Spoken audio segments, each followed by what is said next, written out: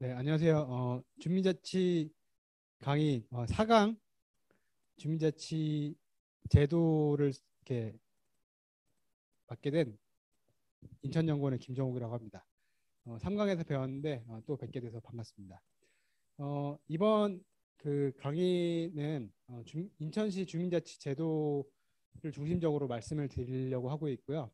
그다음에 기존에 제가 연구했던 것들을 중심으로 해서 인천시 주민자치제도의 발전 방안까지 조금 담아볼 생각입니다. 이번에는 주민자치 제도가 어떻게 운영되고 있는지, 특히 이제 인천시에서는 어떻게 운영되고 있는지를 말씀을 드리겠습니다.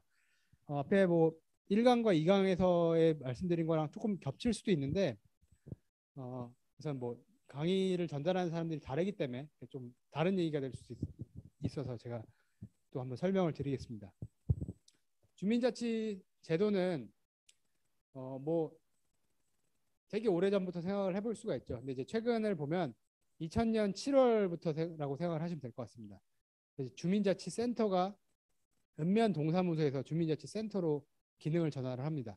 읍면동사무소는 행정 업무만 좀 행정 보조 기능, 뭐 전입신고 뭐 이런 거를 하는 이제 기능을 담당을 했다면 주민자치센터, 그러니까 주민자치 기능을 좀 추가를 하게 됩니다. 어, 주민자치 당시 이제 주민자치의 기능은 이해를 했던 것이 뭐 딱 저 정도의 저 정도의 범위는 아니겠지만 센터를 운영하는 정도로만 주민자치 기능을 설정을 해요. 그래서 주민자치센터에서 이렇게 일어나는 것들을 심의하는 것으로 한정이 됩니다. 당시에는 이제 이름이 뭐 주민자치센터, 주민자치회관, 뭐 자치센터 뭐 이런 방식으로 이름이 불리게 되죠. 그래서 주민자치위원회는 그래서 이제 주민자치위원회가 주민자치센터를 운영하기 위해서 이제 법에 근거해서 어, 설치가 되고 이제 운영을 하게 되는데 주민자치센터 설치 및 운영 조례 준칙에 근거해서 주민자치위원회가 만들어지고 운영이 되기 시작을 합니다. 그래서 주민자치위원회는 가장 많이 했던 것이 무엇이냐면 주민자치센터 운영에 대한 그 사항을 심의하고 의결을 해요. 이게 뭐냐면 어, 주민자치센터 운영, 그러니까 당시 이제 주민자치센터는 그냥 교육, 문화, 복지 프로그램을 하는 것이라고 보시면 돼요. 그래서 교육, 문화, 복지 프로그램을 운영하는 것을 심의하고 의결하는 것에 주민자치위원회가 주요 역할을 합니다. 뭐 심의 사항을 보면 자치회관의 시설 등 설치 및 운영, 주민의 문화복지 편익 증진, 주민의 자치활동 강화, 지역 공동체 형성, 기타 자치회관의 운영에 필요해 기타 자치회관의 운영에 필요한 사항 등이라고 돼 있지만 이것을 다 합치면 그냥 교육 문화 복지 프로그램을 운영하는 것에 심의하고 의결을 했다라고 보시면 될 것 같아요. 뭐 폄하를 하거나 그런 차원이 아니라 실제로 활동이 그렇게 됐습니다. 그래서 이제 25명의 주민자치위원회로 위원들로 이제 구성이 됐고요. 이제 아까 말씀드렸던 것처럼 주민자치위원회는 주민자치 기능을 했지만 조금 아쉽다고 느껴졌던 게 그냥 좀 형식적으로 주민자치 조직이 운영이 된 거예요. 왜냐하면 문화여가 프로그램을 운영하는 것에서만 그쳤기 때문에. 그리고 25명이 참여를 하게 되고 역할이 그렇게 많지는 않기 때문에 다양한 주민들이 참여를 하는 데 있어서는 좀 한계가 있었습니다. 그래서 이제 실질적인 주민자치 제도를 좀 운영을 하기 위해서 주민자치위원회를 주민자치회로 바꾸는 과정을 거치게 됩니다. 2013년에 제정된 지방분권 및 지방행정체제 개편에 관한 특별법, 약칭으로 이제 지방분권법이라고 하는데 이런 지방분권법에 근거해서 주민자치회를 운영을 할 수 있게 돼요. 근데 뭐 주민자치위원회에서 주민자치회로 이름이 바뀌었다고 뭐 얼마나 바뀌었냐라고 말씀을 하실 수도 있는데 그것들은 이제 뒤에 보면 조금 말씀을 드리겠습니다.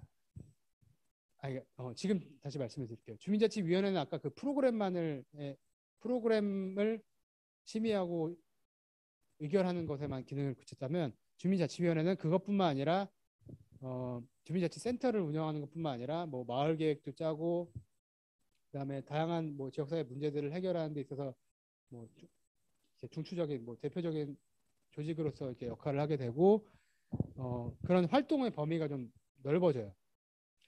근데 이제 주민자치위원회에서 주민자치회로 이제 바꿀 때 그냥 이제 이거를 막 한 번에 확 바꾸기가 쉽지가 않으니까 이제 정부에서도 몇 단계에 걸쳐서 주민자치회를 운영을 하기 시작을 합니다.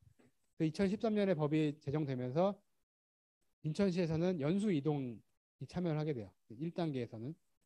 그리고 2단계 그 범위를 좀 넓히기 시작을 합니다. 그래서 연수 이동이랑 송도 이동에서 참여를 하게 돼요. 그리고 전국적으로 봤을 때는 49개의 읍면동에서 참여를 하게 되고 이제 3단계는 2017년 12월부터 이제 시작을 하게 됩니다. 연수 이동, 송도 이동을 포함해서 인천시에서는 70개의 행정동에서 참여를 하게 돼요. 뭐 행정동이라고 한 거는 읍면에서는 아직 참여를 하지 않고 있습니다. 전국적으로 봤을 때는 626개의 지역에서 참여를 하게 됩니다.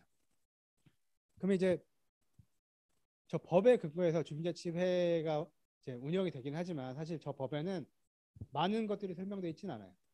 그러면 이제 주민자치회가 무엇을 하는 것이고 어떤 것을 하는 것이고 어떤 권한이 있는지를 좀 그런 근거가 있어야지 조금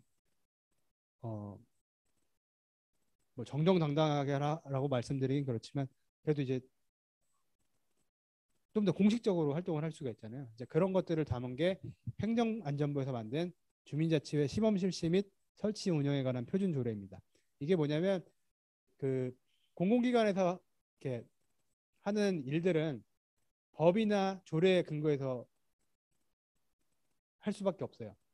근데 그런 이제 주민자치회를 각 지역별로 이제 해도 된다, 해야 된다라고 이제 법에서 만들어졌는데, 그러면 이제 각 지방자치단체에서 조례를 만들어야 되는데, 그게 이제 각 지역마다 되게 편차도 클 수 있고 하기 때문에 행정안전부에서 지침을 줘요. 그러니까 이런 방식으로 하면 된다라고 이제 표준 조례, 그러니까 표준 모델로서의 조례를 만들어냅니다.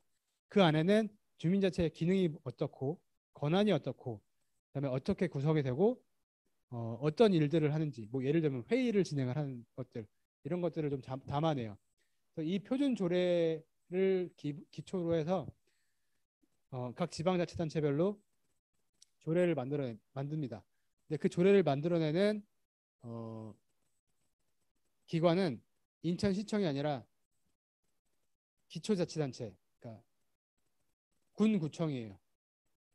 예를 들면 뭐 인천으로 치면 중구, 동구, 위초구, 남동구, 계양구, 부평구, 서구, 옹진군, 뭐 연수구, 강화군에서 그 조례를 만들죠.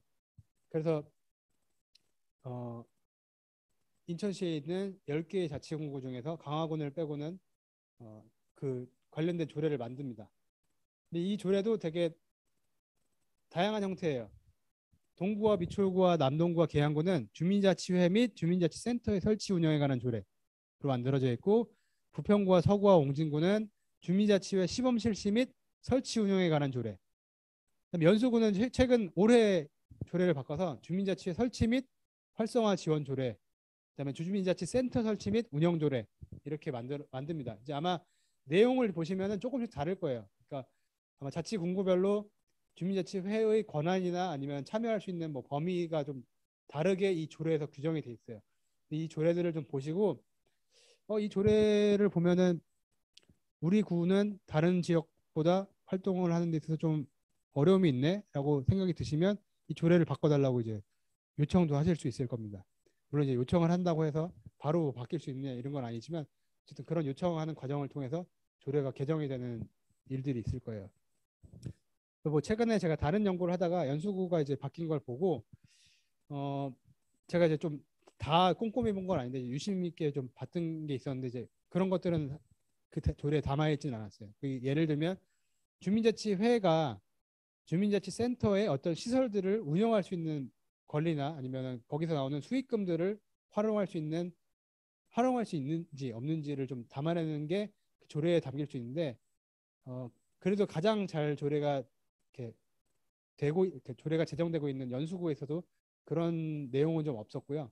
즉 이런 방금 말씀드린 그 조례는 전국에 다 있는 게 아닙니다. 다 있는 게 아니고 그런 주민자치 활동이 좀 활발한 데서는 주민자치회가 주민자치회의 어떤 시설을 위탁받아 운영을 할 수 있고 거기서 나오는 수익금을 뭐 활용할 수 있다. 혹은 뭐 인건비를 지원받을 수 있다. 이런 것들이 어떤 지역에서는 조례로 어, 그렇게 해석할 수 있는 여지를 만들어내는 조례들이 있어요. 그래서 그런 것들을 좀 보시면서 우리가 실제로 주민자치회 활동을 할 때 이런 부분은 우리가 충분히 할 수 있고 어, 주민들이 다 동의도 어느 정도 할 수 있을 것 같고 그래서 구나 뭐 시에서도 충분히 할 수 있을 것 같은데 조례가 없어서 운영이 하는데 좀 어려움이 있다라고 생각되는 것들도 있거든요.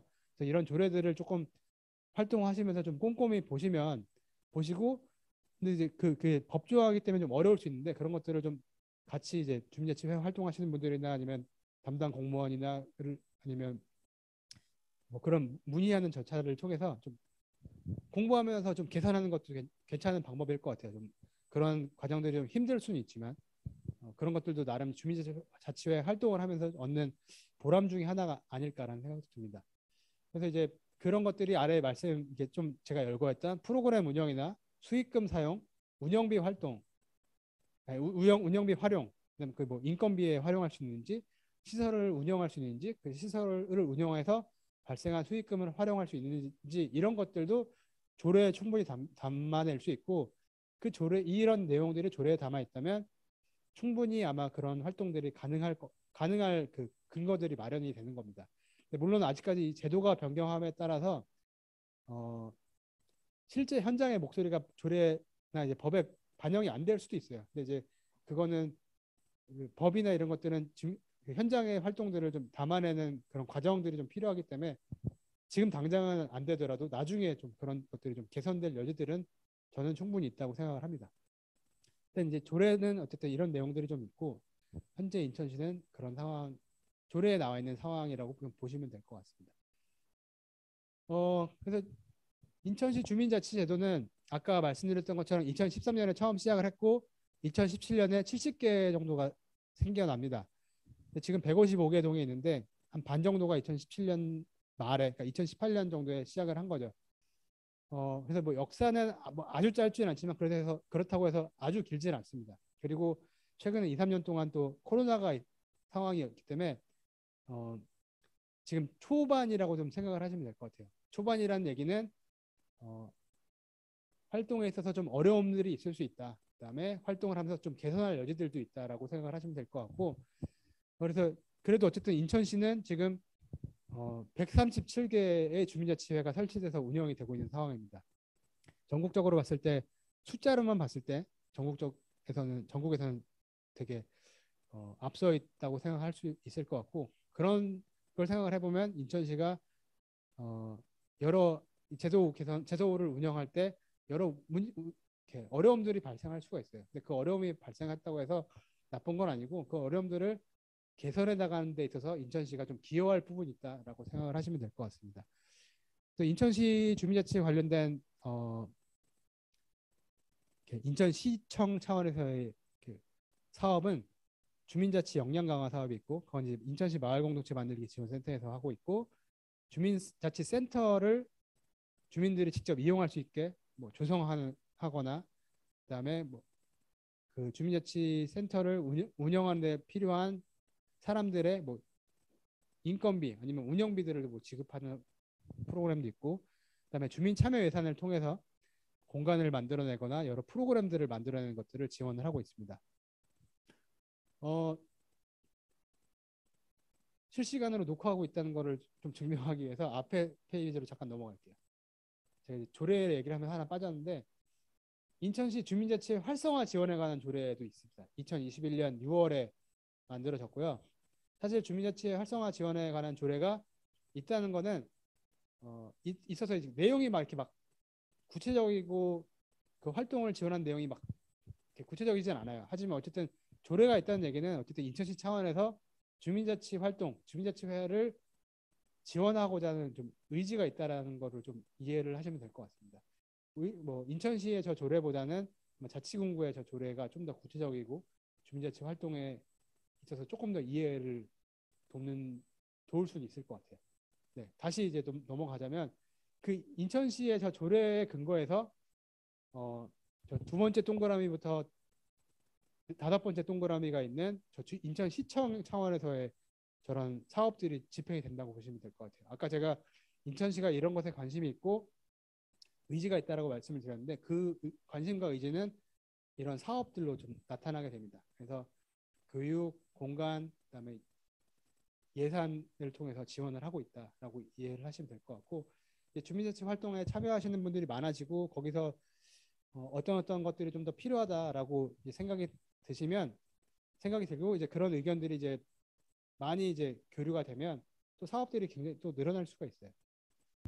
네, 지금까지 제가 그 인천시 주민자치 제도를 좀 개괄적으로 좀 말씀을 드렸다면 이번에는 제가 작년에 좀 연구했던 것을 바탕으로 해서 인천시 주민자치 제도가 어떻게 운영이 되고 있고 어떠한 문제점이 있고 그래서 어떤 개선이 좀 필요한지 그래서 발전 방안에 대해서 좀 말씀을 드릴게요. 이거는 그냥 뭐 제가 직관을 갖고 이제 말씀드리는 게 아닌 점을 말씀드리기 위해서 어떤 방식으로 조사를 했고 거기서 나온 것들을 바탕으로 선행 연구나 관련 법 제도를 통해서 이렇게 개선이 필요하다는 것들을 말씀드리겠습니다.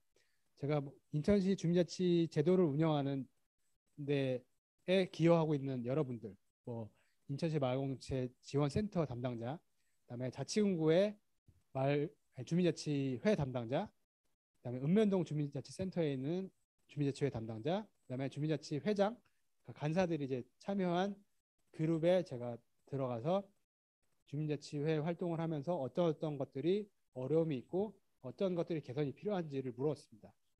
그래서 이제 작년 3월부터 6월까지 한 3회 정도에 거쳐서 이제 조사를 했고요. 제가 이제 의견을 받고 이제 개선 방안을 마련한 거 말씀을 드리는 것에 조금 이제 오해는 안 내주셨으면 좋겠는 게 코로나 상황에서 좀 진행되고 있기 때문에 코로나 상황이 아닐 경우는 꼭 이 얘기가 안 맞을 수도 있어요. 하지만 그렇다고 해서 완전 벗어난 얘기는 아닐 겁니다. 이런 점을 좀 유의하시고 들어주셨으면 감사하겠습니다. 저는 그래서 이제 주민자치 제도의 문제나 이런 것들을 일반 이해나 경험, 그다음에 조직, 인사, 예산,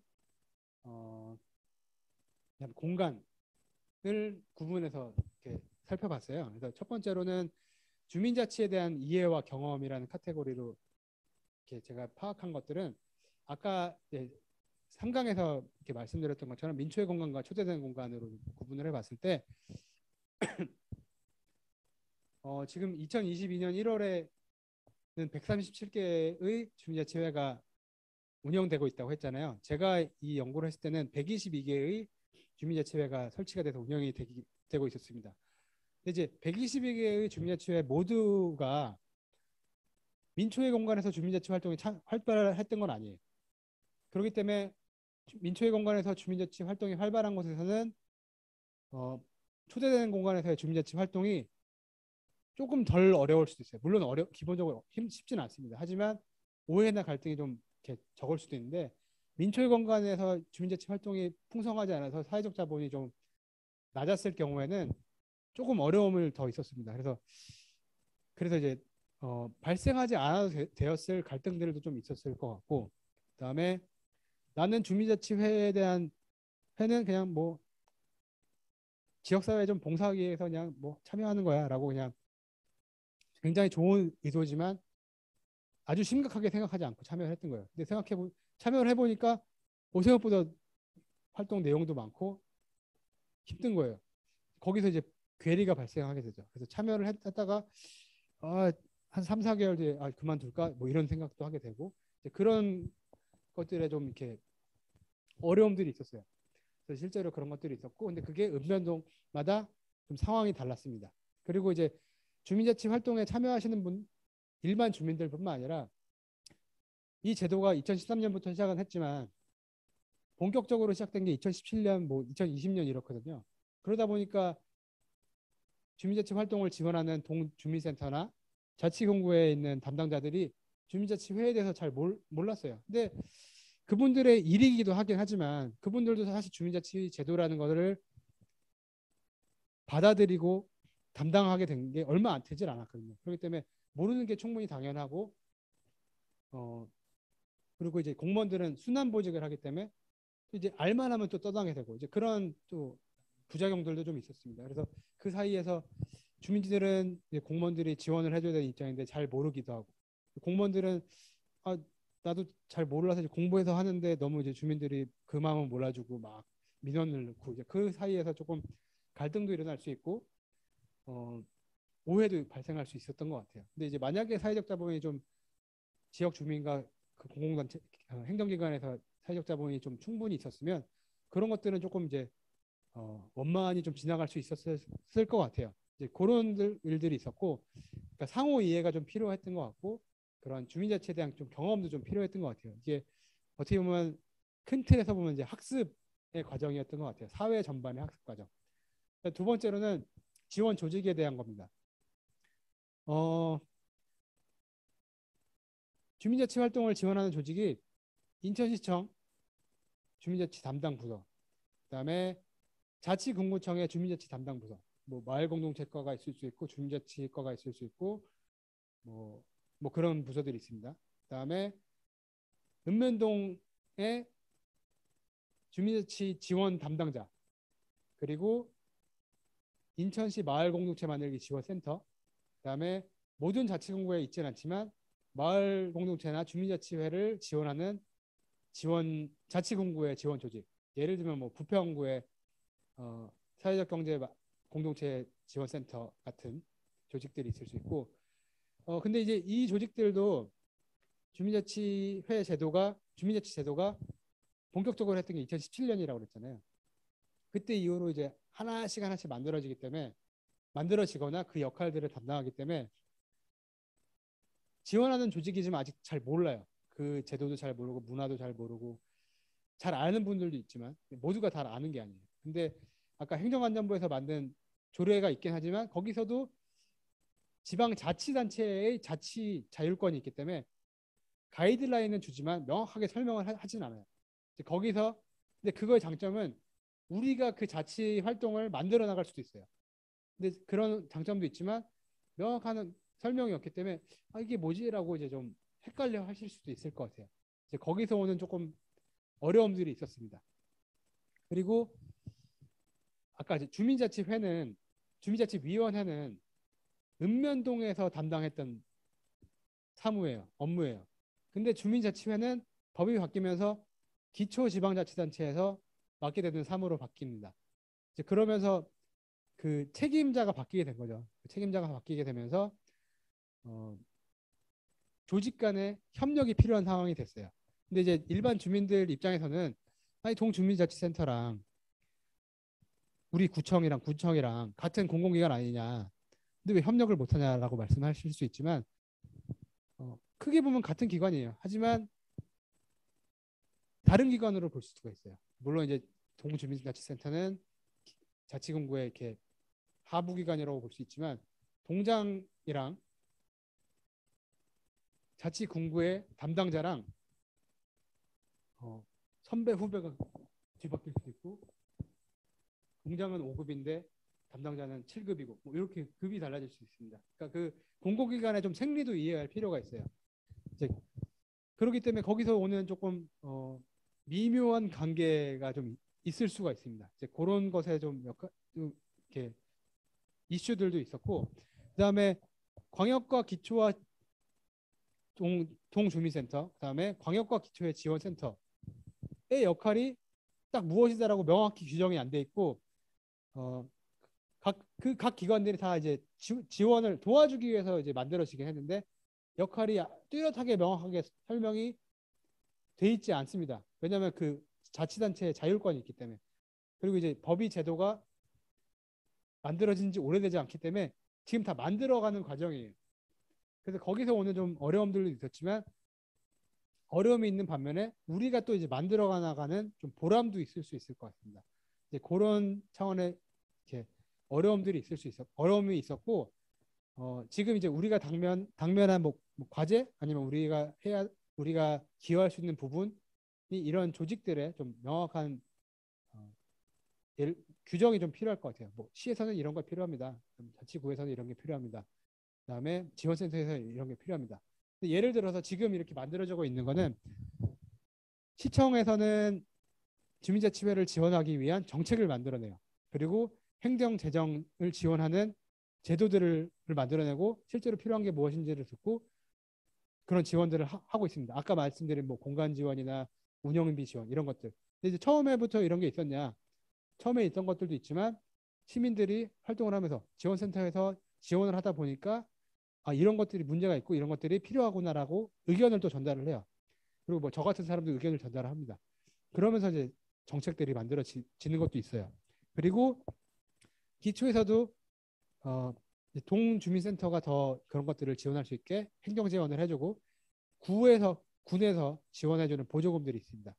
그런 것들을 만들어내는 역할들을 하고 지원센터에서는 아무래도 아까 3강에서 이제 지원센터가 시청보다는 주민들이 좀 더 다가가기 쉽기 때문에 주민들과의 이제 접촉하는 교류하고 소통하는 역할들을 합니다. 그리고 교육하는 역할도 하고 그리고 이제 아무래도 주민들한테 많은 의견들을 듣기 때문에 어떤 것들이 필요하다고 주사를 하고 그런 것들을 광역단체나 뭐 기초단체 아니면 기초센터한테 연결을 해줍니다. 그리고 이제 기초센터들은 아직은 뭐 다 만들어진 게 아니기 때문에 만들어지고 있는 곳에서는 또 광역의 지원센터보다 기초의 지원센터는 또 더 가깝기 때문에 더 많은 접촉들을 하게 돼요. 이런 것들을 어, 이런 제도들을 실행하는 이 기관들이 일들을 하다 보면 역할이 좀 더 명확하게 될 것 같아요. 이런 것들을 함께 만들어 가는 과정에 우리 모두가 다 기여하고 있다고 생각하시면 될 것 같습니다. 그럼 세 번째로는 인사 관련된 것입니다. 인사가 뭐냐면 거기에 참여하는 사람들.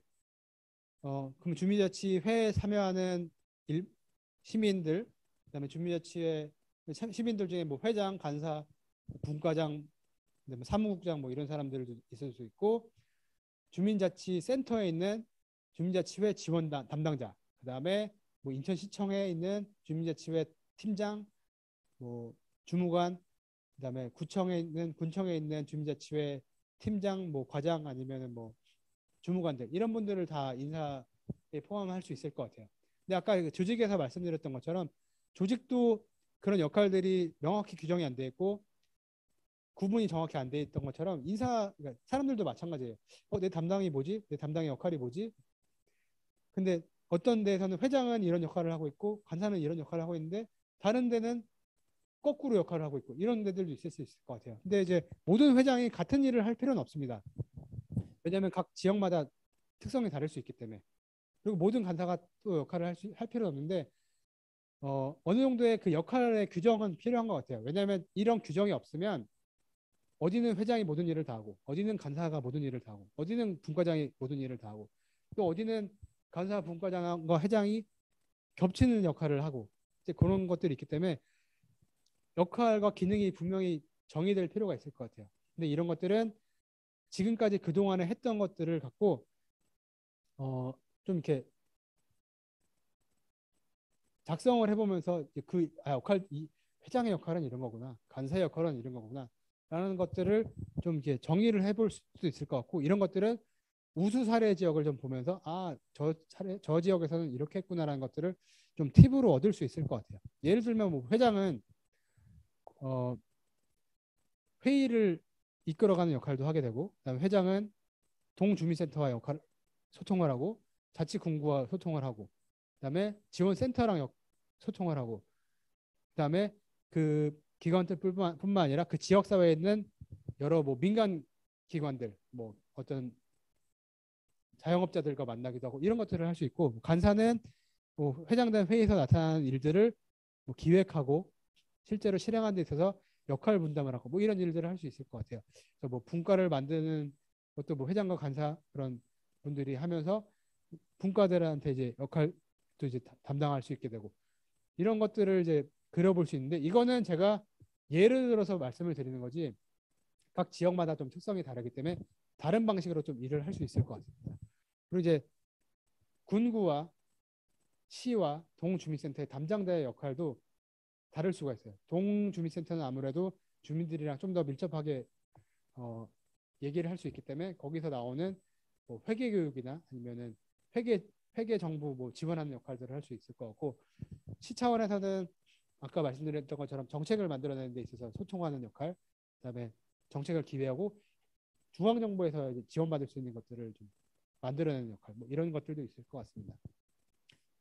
그리고 이제 주민자치회가 제 3강에서 말씀드렸던 것처럼 주민자치회가 필요한 이유, 아니면 존재의 이유가 주민들은 아무래도 그 지역에 오래 살기 때문이라고 말씀을 드렸는데, 그래서 이제 주민자치회의 지속 가능성을 위해서는 많은 것들이 중요하긴 하지만 가장 중요한 건 사람입니다. 그래서 그 참여한 주민들이 계속해서 나올 수 있도록 발굴하는 것이 필요해요. 그러려면 여러 동아리 활동도 하게 되고 프로그램도 활동하게 되고, 그러면 이제 사람들이 참여하게 되고, 거기서 이제 좀 더 관심 있는 사람들, 조금 더 기여할 수 있는 사람들, 근데 그 기여할 수 있는 것들이 어떤 영향일 수도 있겠고 아니면 관심일 수도 있고 시간일 수도 있습니다. 그런 사람들을 발굴하는 것도 좀 필요하게 될 것 같아요. 그런 것들이 우리의 또 과제이기도 하고요. 그다음에 예산 관련된 겁니다. 예산은 지금 주민자치화 활동과 관련된 예산은 가장 큰 거는 주민참여 예산인 것 같아요.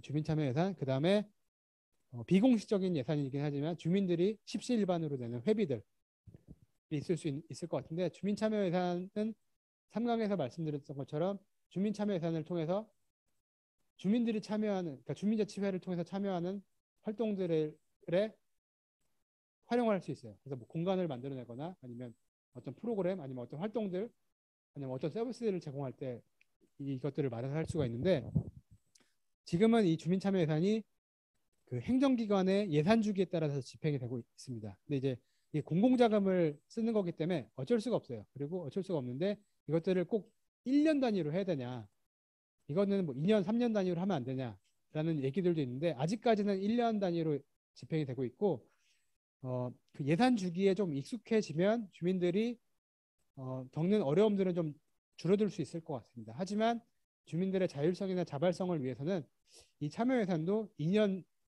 기간 혹은 3년 기간 이런 방식으로 좀 운영이 되면 좀 더 주민자치회의 활용성 아니면 주민자치회를 조금 더 긍정적으로 활용할 수 있게, 주민자치회의 활동이 좀 더 긍정적으로 더 할 수 있는 방식으로 진행이 될 수 있지 않을까라는 생각이 듭니다. 그리고 지금은 이제 참여 예산이 주요 예산이라면 예산도 다양한 재원이 있으면은 좀 더 활동이 좀 다양하게 진행이 될 수 있을 것 같아요. 뭐 예를 들면 뭐 주식이나 이런 것들도, 주식이나 아니면 적금 예금도 다양한 그 방식으로 해야지 위험 부담이 적듯이 예산도 마찬가지인 것 같습니다. 주민자치회와 관련된 주민자치 활동과 관련된 예산도 좀 다양하게 되면은 너무 이제 예산 주기에 따라서 집행이 되는 것에서 발생하는 문제점도 완화될 수 있을 것 같고, 주민들의 자율성이나 자발성, 그래서 이제 혁신적인 아이디어도 조금 더 만들어낼 수 있을 것 같아요. 그러려면은 제 생각에는 공모 사업도 좀 다양해졌으면 좋을 것 같고, 지금 공모 사업에도 참여할 수 있는 구가 있고 그렇지 못한 군구가 있습니다. 이제 그런 공모 사업에도 주민자치회 이름으로 참여할 수 있는 여지들도 만들어내면 좋을 것 같고, 그다음에 보조금의 사용 기간, 아까 뭐 참여예산제도 마찬가지지만 공모 사업을 통해서 받은 보조금을 1년 단위, 뭐 6개월 단위가 아니라 2년 단위, 뭐 3년 단위 이런 방식으로 하게 되면 꼭 1년에 맞춰서 진행되는 사업뿐만 아니라 2년, 3년 단위로 진행될 수 있는 사업들도 할 수 있을 것 같아요.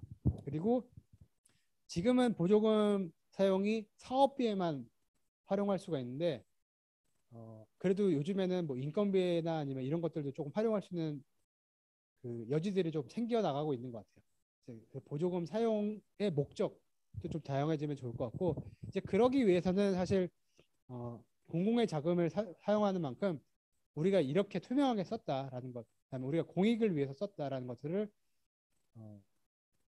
보여줄 수 있는 것도 충분히 설득의 논리를 위해서 좀 필요한 것 같습니다. 그래서 왜 영수증을 이렇게 귀찮게 내라고 하냐, 그런 게 이제 다 공공의 자금을 썼기 때문에 공공의 자금으로 우리가 이렇게 투명하게 공익에 기여하는 방식으로 썼다라는 거를 증명하기 위한 거예요. 그래서 너무 이렇게 귀찮은 일이라고만 생각하지 마시고 이제 그런 목적에서 이제 이런 것들을 하는구나라고 좀 이해를 해주시면 덜 기분 나쁠 것 같습니다.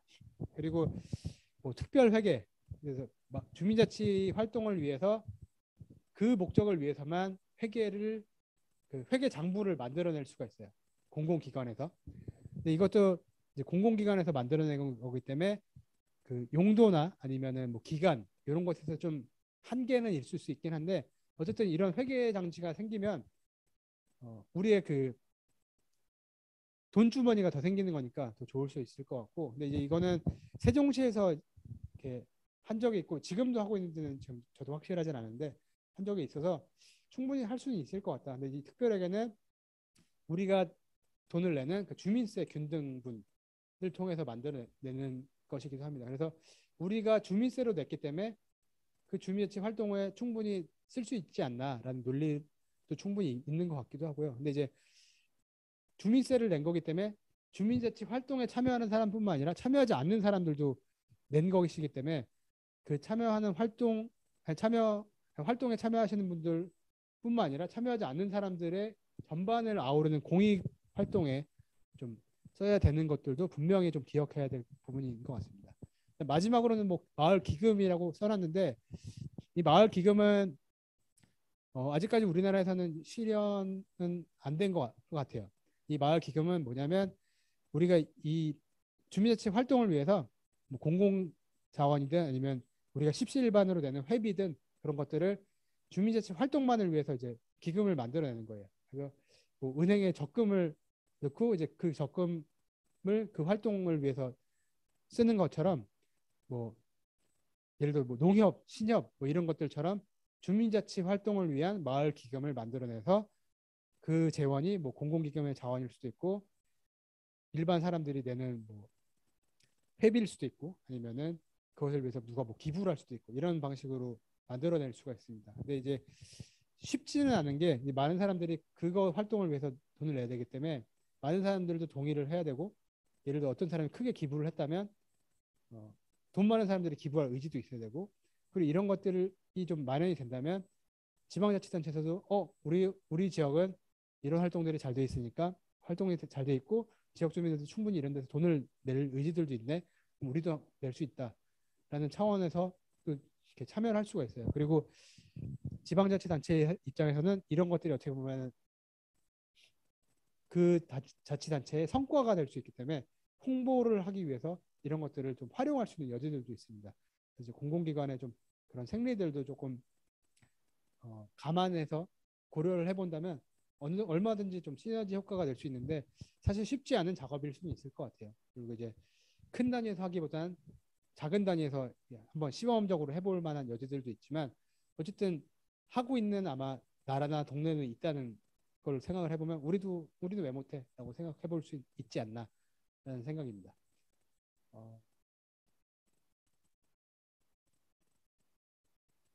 네, 다음으로는 이제 교육 부분인데요. 지금도 이 마을 주민자치 관련된 이제 교육이지만 지금 이 교육도 마을 공동체 만들기 지원센터에서 하고 있고, 근데 어떤 주민들은 주민자치 활동도 하시고 마을 공동체 활동도 하시고 참여예산 활동도 하시고 평생교육 활동도 하시고 자원봉사 활동도 하십니다. 그럼 이제 거기서 요구되는 교육들이 다 있어요. 그래서 이제 거기서 이제 다 하는데 6개 활동에 참여하시는 분들이 있을지 모르겠는데 거기에 하다 보면 막 겹치는 부분들이 있어요.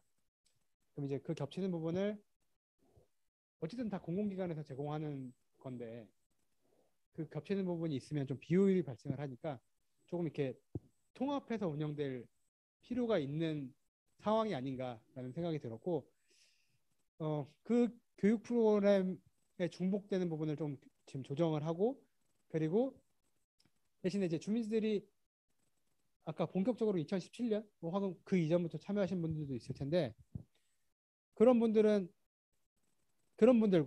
그러니까 2015년부터 참여하신 분과 2020년, 2022년에 참여하신 분들은 이해도가 좀 다를 거예요.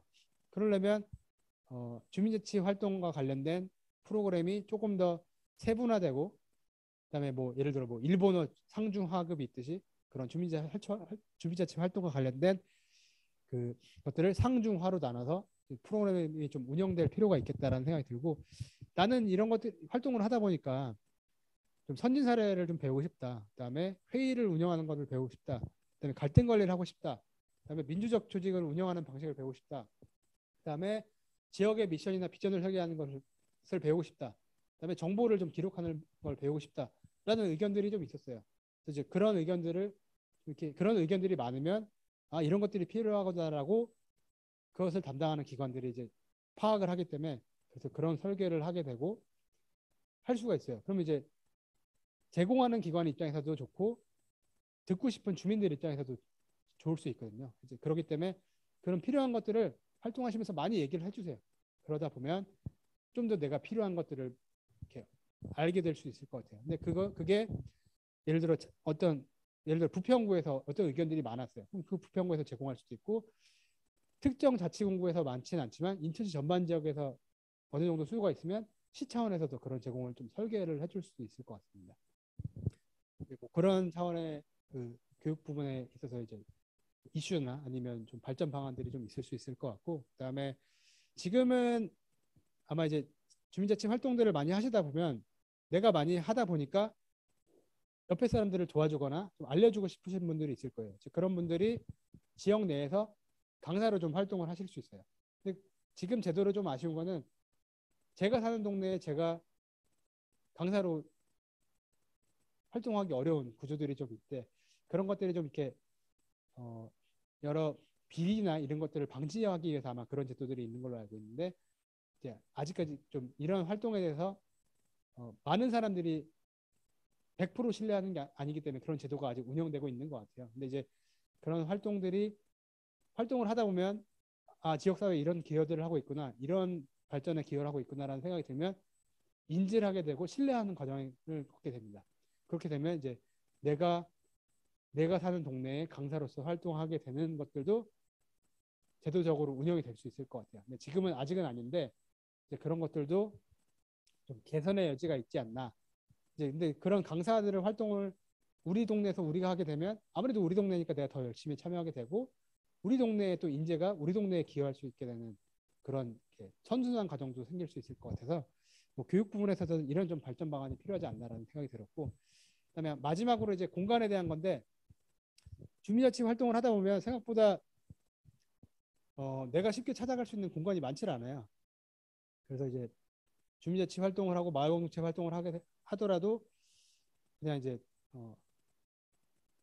카페 가서 이제 카페에서 음료 마시고 이제 그런 차원 그러냐 일반 카페 민간 카페 가게 되는데 그래서 근데 이제 아까 제가 3강에서 말씀드렸듯이 생각보다 그런 주민 공간들이 굉장히 주민자치 활동에 영향을 많이 줍니다.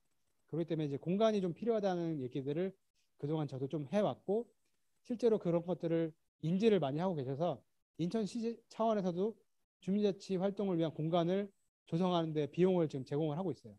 그래서 만약에 우리 동네에서 그런 공간이 필요하다. 근데 우리는 아직 없다라고 하면 인천시 그런 정책들을 한번 살펴보시고 내가 속한 자치공구에 그런 정책들이 있는지 한번 살펴보세요. 그럼 아마 있을 거예요. 그러면 그런 지역 주민들끼리 얘기를 해보고 우리는 이런 공간이 필요하지 않나? 그래서 한번 만들어 달라. 이런 것들도 좀 요구를 하실 수 있을 것 같고, 그리고 뭐 꼭 주민자치센터가 아니더라도 우리 동네에 이런 빈 공간이 있는데 이런 공간을 이런 활동으로 만들어 보면 이런 활동을 위한 용도로 만들어 보면 어떨까라는 것들을 좀 정보 공유하는 것도 필요할 것 같습니다.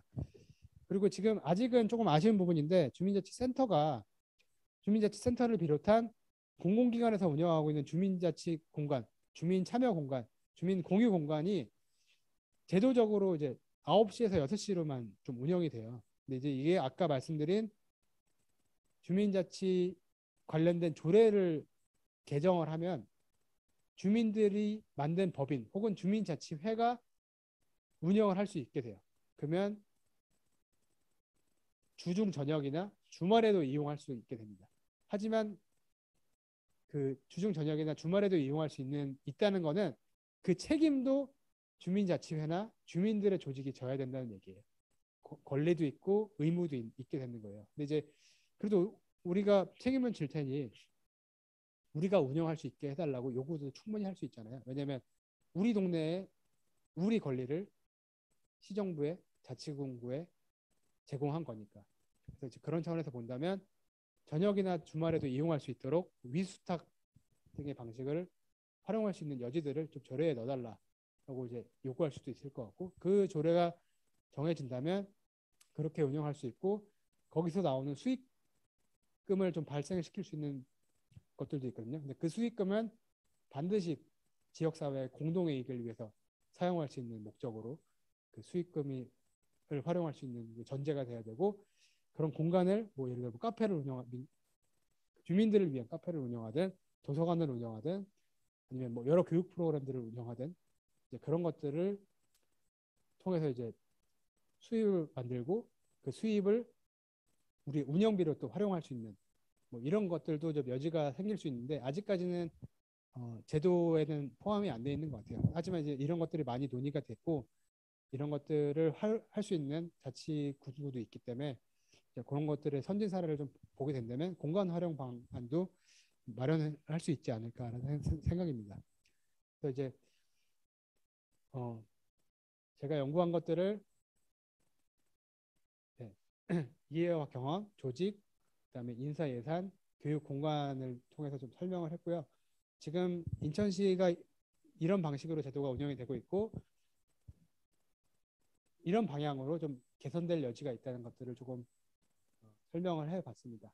그래서 이번 4강은 여기서 좀 강의를 마치는 걸로 하겠습니다. 4강은 좀 더 요약을 하자면 주민자치 제도가 무엇이 어떻게 있고 인천시는 어떤 방식으로 운영이 되고 있고 실제로 몇 년 동안 이렇게 운영을 해봤는데 어떤 개선의 여지가 있다는 것들로 이번 4강에 대한 얘기로 좀 생각을 하시면 될 것 같습니다. 그래서 혹시라도 만약에 강의를 듣고 실제 활동하다가 이제 궁금한 것들이 있으면 이렇게 저 이메일 주소로 보내주시면 대단히 감사하겠습니다. 네, 여태까지 잘 들어주셔서 감사하고 이상 강의를 마치겠습니다. 고맙습니다.